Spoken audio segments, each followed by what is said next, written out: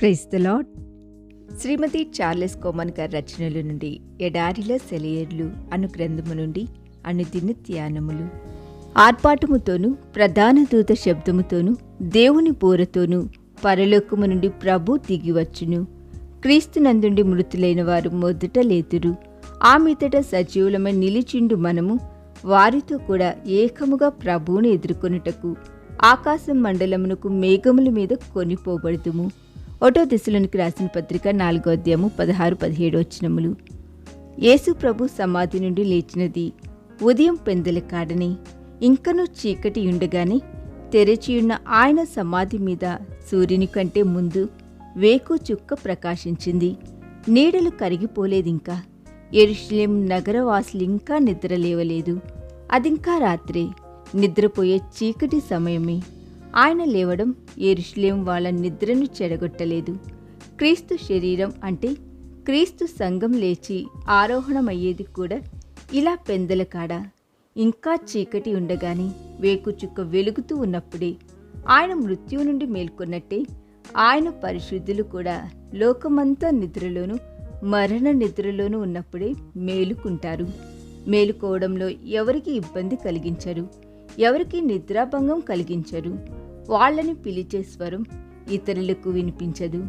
తల్లి ఒడిలో నిద్రపోయే పసిపాపలాగా యేసు ప్రభు వాళ్లను నిశ్శబ్దమైన సమాధులలో మెల్లగా నిద్రపుచ్చినట్టే అంత మృదువుగాను మెల్లగాను ఆ గడియ వచ్చినప్పుడు వాళ్లను నిద్రలేపుతాడు. మంటిలో పడి ఉన్న వారిలారా మేల్కుని ఉత్సహించుడి.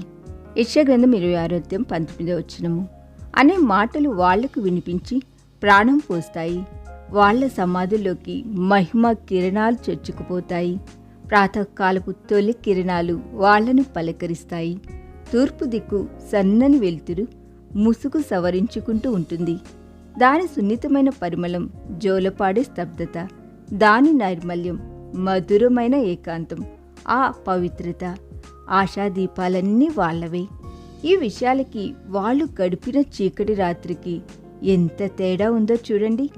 వీటికి వాళ్ళింతవరకు నిద్రించిన సమాధికి ఉన్న తేడా గమనించండి.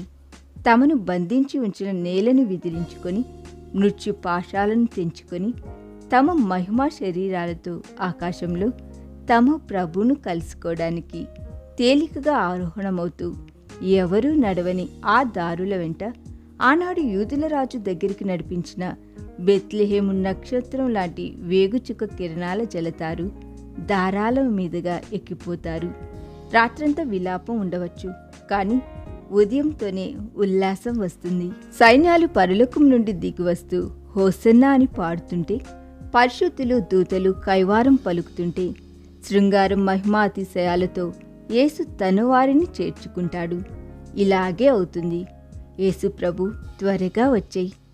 ఒక సైనికుడు అన్నాడట, నేను చనిపోతే నా సమాధి దగ్గర విలాప సంగీతాలు వాయించవద్దు. తెల్లవారుజామునే మేలుకొమ్మని హెచ్చరించే బూరలు ఊదండి. ఈ దిన ధ్యానము మనందరి ఆత్మీయ జీవితమునకు ఆశీర్వాదకరముగా ఉండునుగాక. ఆమేన్.